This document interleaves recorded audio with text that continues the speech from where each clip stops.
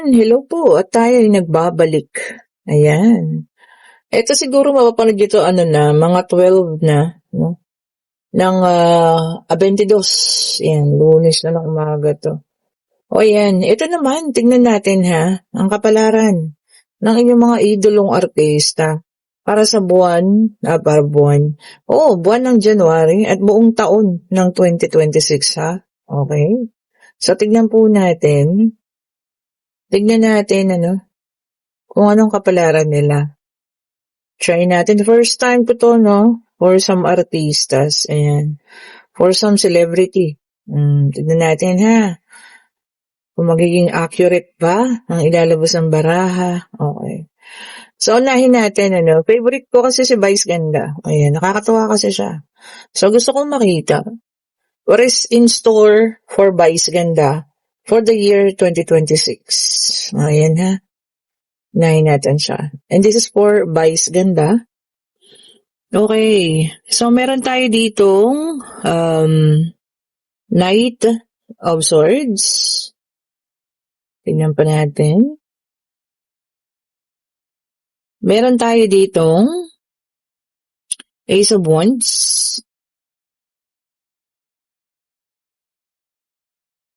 And meron tayo ritong The World. At ito, biglang sumide, kinuha na natin. Meron tayong Ace of Pentacles. Okay, so tingnan pa natin Check pa po natin. Meron tayo ditong King of Swords. Ayan.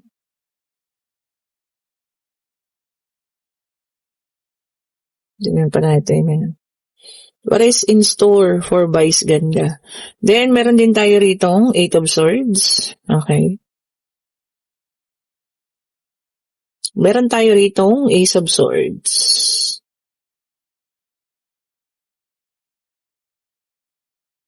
Tingnan pa natin Isa na lang. Isa na lang. Ayun na. Oh. Okay. So, meron tayong The Chariot. Okay po, no? So, sa nakikita ko rito, for Vice Ganda, meron pa rin mga times na masasaktan siya regarding lalo na kapag kayong family yung magiging involved pwede kasing may mga mangyayari na maaaring ma-involve ang kanyang family, ayan, mako-question kung paano siya, alam niyo yun, pinag-aral ng parents niya, yung mga ganyan Siyempre, alam niyo naman siya, sabi nga, unkabogable, wala siyang pakialam, Sinasabi niya kung anong gusto niya sabihin. So, siyempre, meron din mag-against, dun sa mga point of views niya. And, kagaya nga nito, So, may pagka King of Swords, hindi siya yung taong pwede mong sabihan. No. Hindi ko naman sinasabing feeling niya superior, pero alam niya kung ano yung ginagawa niya. Alam niya kung ano yung sinasabi niya. And, okay lang, kumabas siya, kung mali ang ginawa niya, okay sa kanya yun, tinatanggap niya naman kung mali siya. So, ayun lang, So, sometimes, hindi natin nakikita, pero nalulungkot din siya. If ever po, na lalo na kung nasasangkot ang member ng family. So, by the year 2026, medyo may kalungkutan din, especially sabi ko nga, kung masasangkot ang member ng family. And this year, 2025, nagkaroon siya ng mga, alam niyo yan, kinasangkutan ayan na parang siya ay natali at hindi makagalaw. Kumbaga yung mga bagay, yung mga nangyari last time, So may mga times na hindi maganda, So yun. Pero this year, 2026, signifies new beginning. So sana natuto na rin, di ba? Yes, tama naman siya. This is a free country and pwedeng sabihin kahit anong sabihin, Kaya lang sana meron siyang control, di ba? So, sana natuto na, Ayan. Kasi merong new beginning. Hopefully, natuto na siya. Ayan, more travel. Syempre, sikat siya, 'di ba? More invitation to travel sa ibang lugar, ayan ha. So, di naman kapag ano naman, no, pahinga niya or pleasure, napapanood na lang natin sa YouTube channel niya. Pero kung ito ay regarding sa work, ayan, may mga promotions. Okay po. So, maraming travel. This also signifies travel ha, the chariot. And syempre, ayun, malaki yung earnings, no? Maayos ang earnings niya. Yun lang, wag lang ulit masasangkot sa kung ano man, especially baka makasama yung, alam niyo yun, yung family. Dun siya nasasaktan. Hindi siya nasasaktan sa pagtira sa kanya but for the family, yun. Yun ang nagiging mas masakit para sa kanya. Okay, kumuha tayo dito sa ating oracle card. Ayan ha, check natin kung ano. Oops! Ang dulas talaga nitong oracle card. Tingnan natin. Okay. For oracle card na ito number 1, volcano. So, ayan So, meron times din for the year 2026 na talagang sasabog siya. Pwedeng galit, no? Or kung ano man, sama ng loob. Iba siya pag magalit. Talagang sasabihin niya yun, kasi hodang masaktan ka.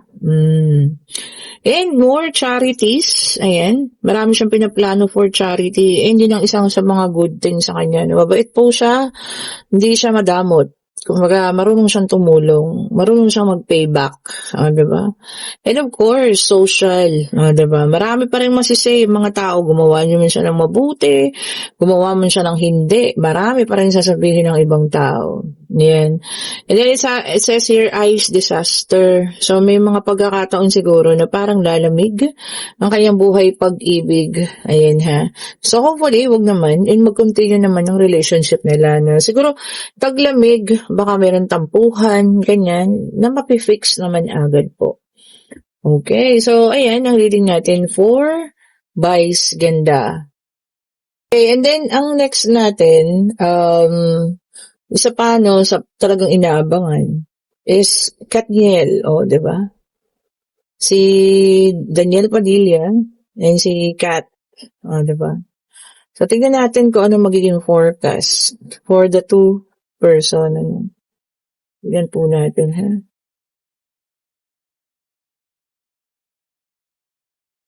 Tignan natin ang magiging 2026 ng Katniel. Tignan nga natin. But siyempre, sila yung mga favorite. Okay. And then, meron tayong the Hierophant. Ayan, check natin.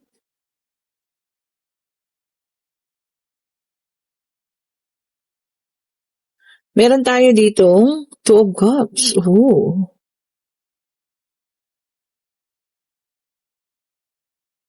Ayan. Meron tayo ditong Ten of Cups. Meron tayong the Hermit. Ayan.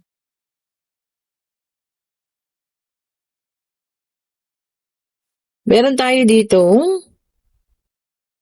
Seven of Pentacles. Ayan. Meron tayo ditong Six of Pentacles.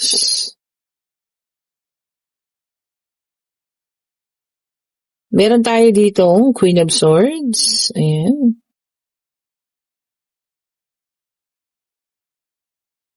And meron tayo ditong Knight of Cups.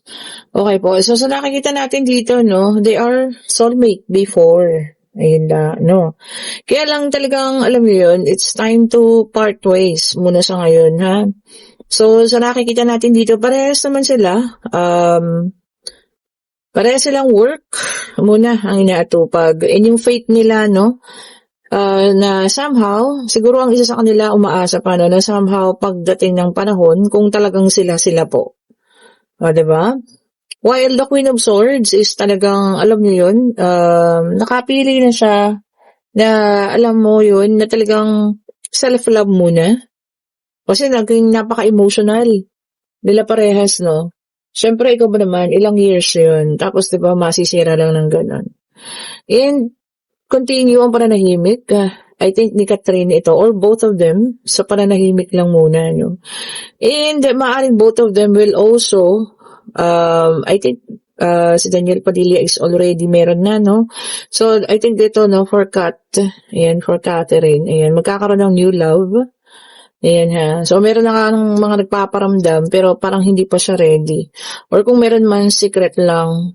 O, diba? So, yung secret niya talaga. And talaga ngayon, Queen of Swords, more palaban, sabi ko nga, no? Hindi na siya kagaya dati na mabilis masaktan or na-hurt, no? Every time pinag-uusapan silang dalawa. Ngayon, nasabihin natin na they are moving forward. Pareha sila, no? Especially yung meron ng karelasyon sa ngayon. Ayan. But definitely, sabi ko nga marami pa rin umaasa, no, na basta na magkabalikan. Parang I can feel na merong movie, no? Sometime baka mga October yan. So, kung magkakaroon ng movie, parang hanggang doon na lang naman na yun. Okay po, if it's going to have a movie. So, yung pagbabalikan malabo. Maaaring magkaroon sila parehasa ng karelasyon, ano, kung yung isa meron na, yung isa magkakaroon na rin for the year 2026. Diba? Okay na rin yun, para everybody happy. Diba? Kasi hindi na natin kailangan ipilit. Ang isang bagay na parehas naman yata sila, ayaw na nilang mabuo pa. Diba? So, kung magsasama itong mga to, I think it's just a movie na lang, sa pelikula, no? Pagbibigyan ng mga fans, hanggang doon na lang. Diba? Pero syempre, iba pa rin yung kilig pag alam mo may something sa kanila. Okay, so tingnan pa natin dito sa ating oracle card. Okay, so dito, no, ayan, pareha silang slave ng work. Ayan, puro work sila. So, kung magkakaroon ng movie, sabi ko nga sa inyo, talagang gagawin nila yon because dun sila po kumikita. Ano? It's a project, professional na lang. Diba? And, meron tayo ritong imprisoned. Ayan, or imprisonment. So, yung isa sa kanila, talagang, alam mo yun, kinulong lang yung sarili niya sa pag-work, no, sa pag-iintindi sa sarili, and hindi na siya yung kagaya before na mas inuuna niya yung nararamdaman ng isa. So, sa ngayon talagang sarili lang. And then, leadership. Yan ha. Kagustuhan naman nila parehas ang masusunod, 'di ba? Kung ano naman po yung kagustuhan nila parehas ang masusunod, hindi sila magpapadikta, no, sa mga gusto ng mga tao. Tingnan niyo, children ha. Baka ang isa sa kanila po ay magkaroon ng anak.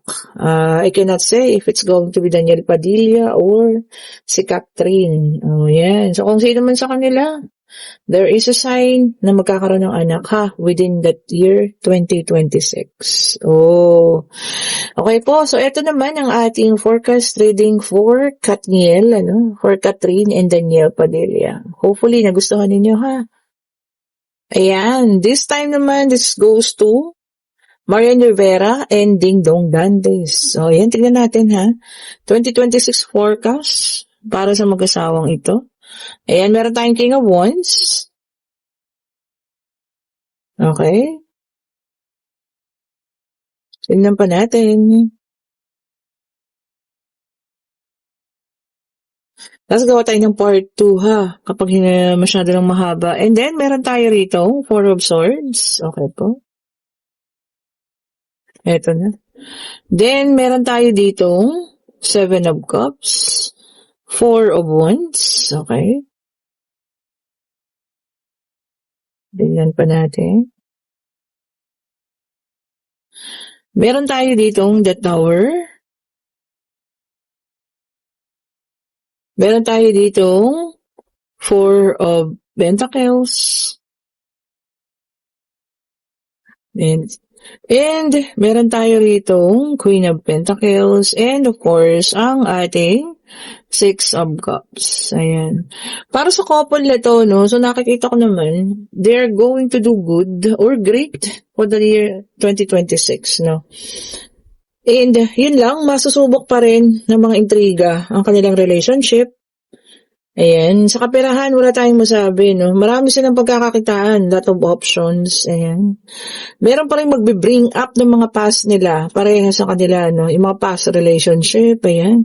Yan pa rin yung mga intriga 'no, so naibabato sa kanila yung mga nakaraan and alam mo yun, hindi naman patitibag ang mag-asawang ito. More projects, ayan, to come, ayan po ha. Kaya lang yung isa sa kanila baka mag-need na mag-rest, ayan, due to health reasons. I don't know kung si Dingdong or si Marian, pero need mag-rest, no? For a couple of months. Baka magkakaroon ng problem sa health. Okay po. And yun yung magiging ano talaga nila, no, problema. Silang dalawa. So, hopefully, no, sana hindi naman, ipagdasal natin. But for the tawag dito, kaperahan, walang problema. And besides, alam niyo yan, they're happy couple. Masaya po sila. O, ayan, soulmates, mga old souls sila, no. Talagang sila ay para sa isa't isa. Sabi ko nga, sila yung pinagtagpo. O, yan ha. At talagang sila ang nakatadhana. Yun lang, too much intriga pa rin, no? Hindi maalis. Pero, ang sabi ko nga, ayan, ma-overcome nila yan. Ano. Yung sa health lang, maaring yung isa sa kanila magpapahinga for ilang buwan lang. No? Baka may mararamdaman or something po. O, ayan. So, tignan natin sa Oracle card. Kuha tayo ng 4, ha? Kasi sa problema sa pera, imposible naman. Diba? Mayaman na silang dalawa. One of the richest couple. Power couple. Yun lang yung health. Okay? So, ito na. Tignan natin. Okay. Yun na. Tignan nyo naman. Magiging more devotee sila. Ayan. Mga religious na tao rin naman kasi. No? Especially, ito si Marian, sobrang religious niya rin tao. So, yun. Hindi na maaalis yun sa kanya. No? Yun, mas lalo pa ngayon. Mas mataas yung kanyang paniniwala. O, diba? And then, sabi dito, no, ayan, so may sunog. Maaring literal, so ingat sila. Ayan ha. Maaring some part, no, magkaroon ng sunog sa bahay ba nila or kung ano man. Pwede ring sunog na yung paninira nga both sa kanilang career. So ingat lang din po, ano. Ingat-ingat sila. Kasi may mga taong ganun talaga eh. Gusto silang sirain, ano. And then, sabi dito, no, communications, ayan, and messages, ayan. Baka maaaring maraming magpadala sa kanila, no, hingi ng tulong, ganyan. Siyempre, mga tao, kung sino yung mga sikat, diba? Mabait naman silang dalawang mag-asawa at alam din naman nila kung sino yung mga taong dapat nilang tulungan, diba? So, ayun, ano, lalo na kung may mga tao na hihingi ng tulong na alam naman nilang hindi dapat, diba? And meron tayo rito delusions or insanity. Ayan ha. So ito, no, for some of them, ayan, maaaring yung mga fans, no, may mga delusion pa rin about dun sa mga ex-partner nila na baka sakaling may anak, ganyan, may magkatuluyan, may mga intrigang ganun. Most of it baka yun, ano, mga delusions ng mga fans na sila ni may nagkaanak sila ng ganito, may ganito ganyan, or ganito ganon, or something. So ayun, ingat din naman silang dalawa at huwag padadala, no, baka kasi pag umpisa ng away, o diba? Pero alam niyo yun, tested naman na itong mga to. Tagal na rin, diba? Almost 10 years. Ayan, continuous din, yun lang, yung mga intriga, hindi pa rin maaalis. And for health reason, ano, yung isa sa kanila magpapahinga. Okay po, ayan, and this is for our 2026 forecast for Dingdong and Marian. Okay, so ito, no, hindi naman siya celebrity, pero isali natin siya. Gusto kong makita kung anong forecast ng ating Pangulo, ha? President Ferdinand Bongbong Marcos Jr. Ano po ang kanyang 2026 forecast? Tingnan natin, ha? Ayun na. So, meron tayong Knight of Swords. Meron tayong The Fool. Ang bilis, ha? Then, meron tayo ritong Three of Swords. And, meron tayong The Moon. Okay, so, ito kompleto na yung ating unang datag. And this is for our president, no? Bongbong Marcos. Then, meron tayong 12 Swords. Meron tayong King of Pentacles. Meron tayo rito, 6 of Wands.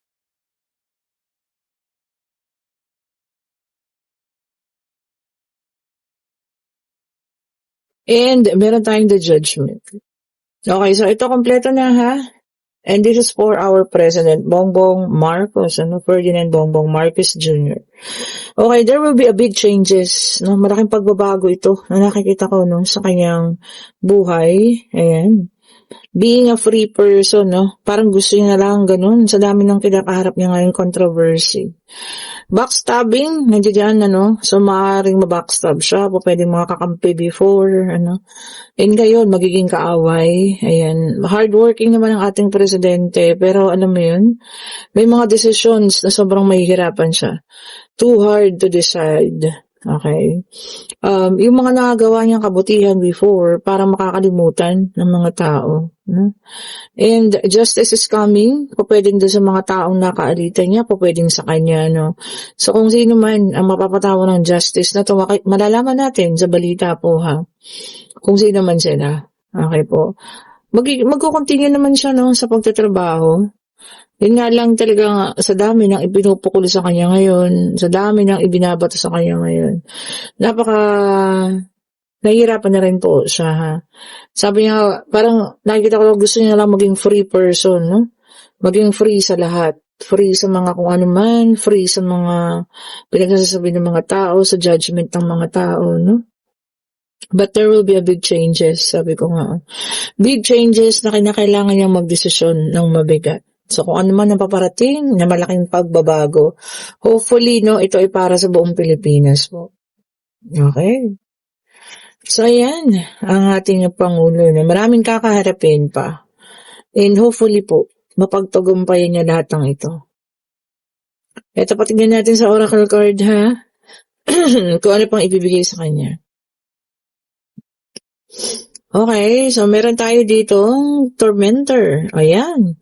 Sabi ko nga sa inyo, bullying. Nandiyan pa rin, Still on the year 2026. Sa hindi niya kasi pagkibo, sa mga, alam niyo yan, mga nangyayari. So, mas lalo siyang nabubuli. Diba? Eh, ito naman ang maganda, Sabi niya rito, true love. Ayun lang, Hindi siya kayang iwanan din. Mga tao nagmamahal sa kanya. Let's say, it's going to be the first lady, or kung sino man po. So, hindi siya kaya pa rin iwanan. O, diba? Mahal siya, of course, diba? Kahit anong mangyari. And this is a gladiator. Ayan. Hirap na rin siya to defend himself, Pero kakailangan niya talagang i-depend ang kanyang sarili or protektahan mismo. And then sabi rito na philanthropist or saintly. Marunong din silang tumulong. Hindi na kailangan ng tawag dito videos or kung ano man. Yung family niya is tumutulong din po sa mga tao na hindi na kailangan i-broadcast pa. Okay po, so ito ang forecast natin for our president. So hopefully po, kung ano man yung laking desisyon na pagdidesisyon niya, sana po, this is for the good ng ating bansang Pilipinas, Pilipino, para umayos naman tayo, I'm not into politics po talaga, ha? Arts talaga ako tsaka ito, this is tarot reading. But gusto ko lang malaman or makita rin, kung ano yung maaaring paparating po sa kanya. Sabi ko nga sa inyo, nahihirapan na rin siya sa dami ng bumabati ko, sa dami ng mga kung ano-anong pinagsasabi ng mga ibang tao, diba? Tao din yan diba? Kagaya natin, nasasaktan. Okay po. So, hopefully, umayos by the year 2026, whatever na malaking desisyon gagawin niya. Sabi ko nga, sana, consider niya nakasama tayo, ang buong Pilipinas at ang mga Pilipino po.